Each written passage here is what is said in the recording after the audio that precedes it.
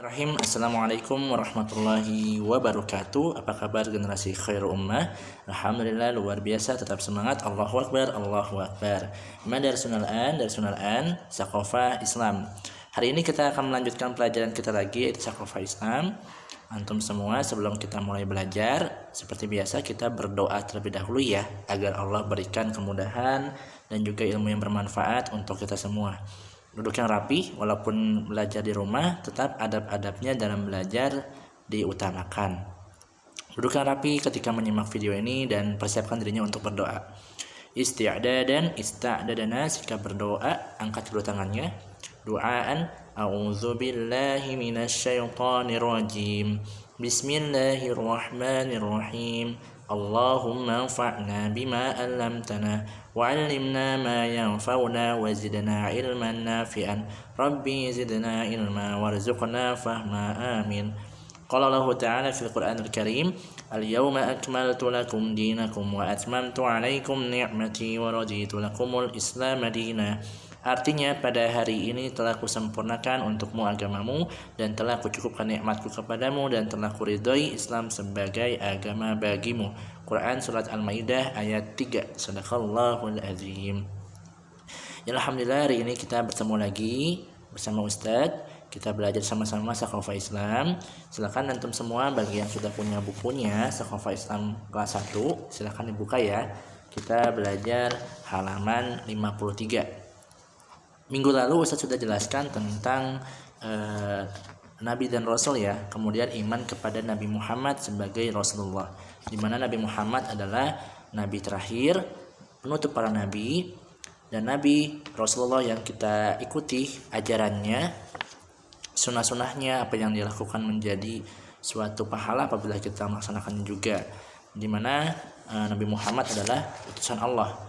Nah, hari ini Ustadz akan menjelaskan tentang Al-Quran, mukjizat terbesar Nabi Muhammad SAW. Sebelumnya Ustadz jelaskan ada banyak sekali mukjizat yang Allah berikan kepada Nabi Muhammad, dan yang paling luar biasa itu adalah Al-Quran. Nah, jadi anak soleh dan solihah, jadi hari ini kita akan belajar tentang mukjizat terbesar Nabi Muhammad SAW, yaitu adalah Al-Quran ya. Ada yang tahu apa itu Al-Quran? Al-Quran itu adalah kalamullah, yaitu perkataan Allah Subhanahu wa Ta'ala, kalimat-kalimat yang datangnya dari Allah Subhanahu wa Ta'ala.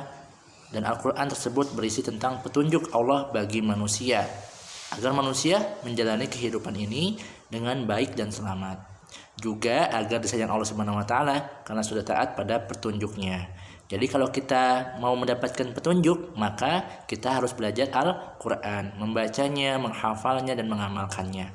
Nah, sekarang adakah yang tahu apa itu mukjizat? Ayo, siapa yang tahu apa itu mukjizat? Nah, baik, supaya antum semua tahu, sekarang Ustadz akan mengajak antum berpikir sejenak. Oh ya? Jadi antum, kita belajar berpikir dulu. Ustadz yakin antum pasti mau untuk berpikir sejenak dengan Ustadz, sebab antum semua anak yang solih dan solihah yang rajin untuk berpikir. Nah, sekarang Ustadz mau tanya, apakah antum tahu polisi? Ya, polisi, antum pasti tahu polisi. Nah, karena antum sering bertemu polisi mungkin ya di persimpangan jalan, dekat lampu merah, ketika mau ke sekolah. Nah, sebenarnya antum tahu seorang itu polisi atau tidak dari apanya? Kenapa bisa tahu itu polisi? Ya, betul. Antum tahu karena ada tandanya. Apa tandanya? Yaitu orang tersebut menggunakan seragam polisi. Seragam polisi warna apa? Warna coklat ya, atau mungkin ditambah rompi yang warna hijau. Nah, saat bertugas, polisi itu menggunakan seragam itu. Nah, makanya antum melihat bahwa itu polisi karena ada tandanya. Nah, demikian juga seorang dokter di rumah sakit, ia dikenali sebagai seorang dokter dari tandanya. Apa itu? Ada yang tahu tandanya dokter apa? Seragamnya dokter warna apa? Warna putih. Ya benar. Seragamnya berupa jas putih dan di lehernya dikalungkan apa namanya? Stetoskop ya, alat untuk periksa kesehatan yang ada di lehernya dokter biasanya dipakai ya. Nah, demikian pula seorang utusan Allah yang disebut dengan Nabi atau Rasul. Seseorang dikenali sebagai seorang nabi atau rasul apabila ada tanda khusus yang menunjukkan secara pasti bahwa dia itu seorang nabi dan rasul. Dan Allah memberikan tanda khusus kepada seseorang yang Allah pilih sebagai utusannya, nabi dan rasul. Dan tanda khusus itu disebutnya apa? Mukjizat ya.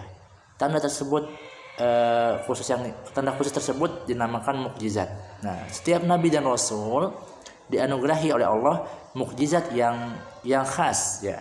Sehingga tidak ada satupun manusia di zamannya yang bisa membantah keberadaannya sebagai seorang nabi dan rasul. Sebab tidak ada satupun manusia yang memiliki mukjizat tersebut kecuali nabi dan rasul. Nah, misalnya contoh, ada yang pernah dengar kisah Nabi Ibrahim yang Allah anugerahi mukjizat khas, tubuhnya nggak bisa kebakar oleh api saat beliau dibakar oleh Raja Namrus. Bagi yang sudah bagus, bagi yang belum, nanti insya Allah kita akan cerita ya tentang Nabi Ibrahim yang nggak mempan dibakar oleh api oleh Raja Namrus, insya Allah. Nah, itu salah satu mukjizat Nabi Ibrahim. Kemudian ada lagi Nabi Musa. Nabi Musa mukjizatnya adalah tongkatnya bisa berubah menjadi ular besar yang mampu menelan ular-ular sihir. Dan juga tongkatnya juga bisa membelah laut menjadi dua. Nah, semua itu mukjizat yang disaksikan oleh orang-orang yang hidup pada zaman Nabi tersebut. Sehingga bagi yang jernih akalnya, bersih jiwanya, pasti akan beriman kepada Nabi yang memiliki mukjizat tersebut. Nah, itu contohnya Nabi Ibrahim dan Nabi Musa. Nah, mukjizat adalah suatu kemampuan yang luar biasa yang dianugerahkan oleh Allah kepada seorang Nabi dan Rasul sebagai tanda ia adalah utusan Allah. Oleh karena itu, mukjizat tidak bisa dibuat sendiri oleh Nabi atau Rasul sebagai utusan Allah. Mukjizat adalah anugerah Allah Subhanahu wa Ta'ala semata. Allah yang berikan. Tidak bisa diulang untuk kedua kalinya, apalagi diajarkan kepada orang lain. Karena mukjizat tersebut hanya terjadi satu kali sebagai pemberian tanda oleh Allah Subhanahu wa Ta'ala kepada utusan Allah.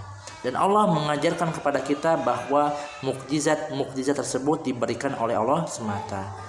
Qala Allah Ta'ala fil Qur'anil Karim, Qul innamal ayatu indallah.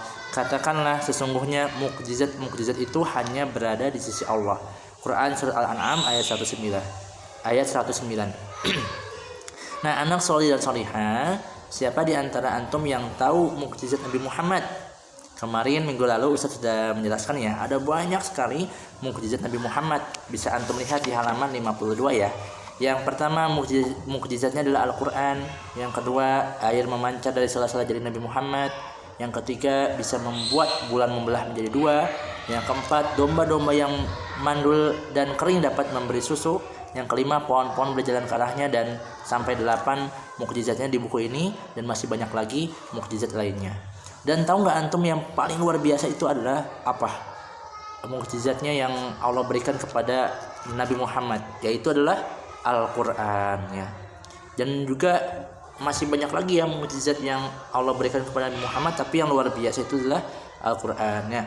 Jadi semua mukjizat tersebut yang tadi Ustaz sebutkan bisa dilihat dan disaksikan oleh orang-orang hidup pada masa Nabi Muhammad, sehingga tidak ada satu orang pun yang bisa membantah Nabi Muhammad SAW adalah utusan Allah Subhanahu wa Ta'ala. Tetapi saat ini semua mukjizat Nabi Muhammad SAW yang tadi disebutkan ada 7 ya, yang dalam halaman 52 atau yang di sini ada di halaman 55. Saat ini semua mukjizat Nabi Muhammad tersebut tidak bisa disaksikan lagi sejak Nabi Muhammad meninggal atau wafat, kecuali satu saja, yaitu Al-Quran yang masih kita bisa lihat, masih kita baca, kita hafalkan. Al-Quran itu adalah mukjizat Nabi Muhammad.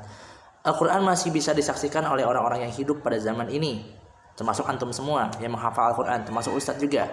Sehingga bukti bahwa Nabi Muhammad adalah utusan Allah masih ada sampai sekarang. Bahkan akan tetap ada sampai hari kiamat. Karena Allah Subhanahu wa Ta'ala sudah menjanjikan bahwa Al-Quran akan terjaga keasliannya. Oleh karena itu, orang-orang yang hidup pada zaman sekarang tidak ada alasan untuk tidak beriman kepada Nabi Muhammad SAW sebagai utusan Allah Subhanahu wa Ta'ala.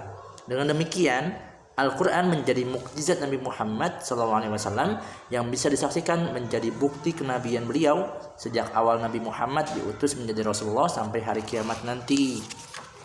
Nah, itulah yang menjadi alasan kenapa Al-Quran disebut mukjizat terbesar Nabi Muhammad SAW, karena mukjizat terbesar itu Al-Quran bisa kita rasakan, bisa kita lihat pada saat ini.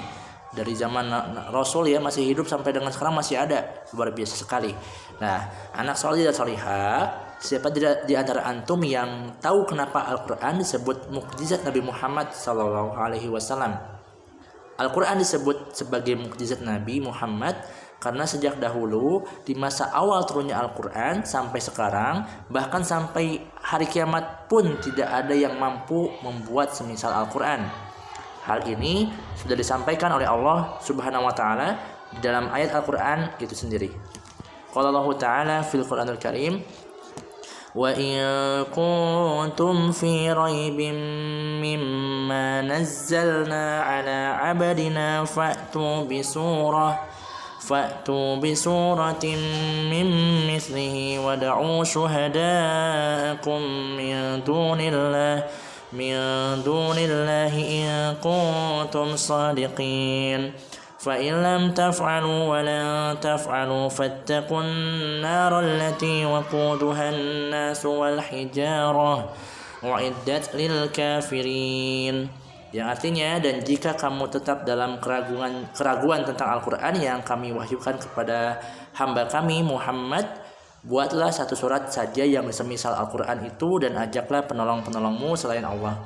Jika kamu orang-orang yang benar, maka jika kamu tidak dapat membuatnya, dan pasti kamu tidak akan dapat membuatnya, peliharalah dirimu dari neraka yang bahan bakarnya manusia dan batu yang disediakan bagi orang-orang yang kafir. Quran Surah Al-Baqarah ayat 23 sampai dengan 24. Nah itu ya, jadi dalam Al-Quran dijelaskan bahwa tidak ada satupun orang yang bisa membuat Al-Quran, karena memang Al-Quran ini adalah kalamullah yang Allah turunkan kepada Nabi Muhammad sebagai mukjizat terbesar Nabi Muhammad yang bisa kita rasakan pada saat ini juga. Jadi antum semua harus senantiasa menjaga Al-Quran dengan membacanya, menghafalkannya, serta mengamalkannya, karena memang ini adalah warisan yang Nabi Muhammad berikan kepada kita semua.